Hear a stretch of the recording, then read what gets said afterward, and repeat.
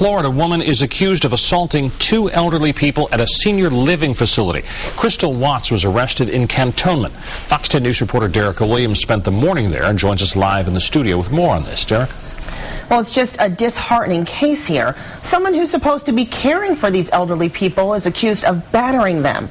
Well, this afternoon I spoke with the general manager of the facility, who was just as dismayed.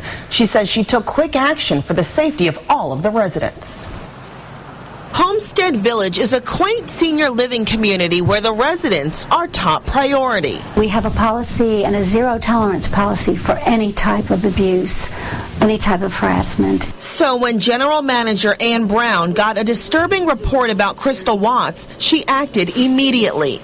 Watts is accused of using a pillow to cover the face of an 86-year-old patient. Investigators believe she held it there for about 30 seconds, which left the victim gasping for breath. About 15 minutes later, authorities say Watts pushed an 87-year-old resident multiple times, causing bruises. There's no excuse for anything like that. And as soon as it's reported, then we immediately go into action. We have a policy in place that we follow. And basically, we remove the person immediately from their duty station. We report it immediately to Department of Children and Families. The Attorney General's office headed up the investigation. Watts was fired and arrested, charged with 2 counts of battery. It's surprising that something like that would happen here. They're very, very, very good. They are. I can't complain. They look out for us. They really do. Residents living here were shocked by Watts' arrest. They say the caretakers here are wonderful.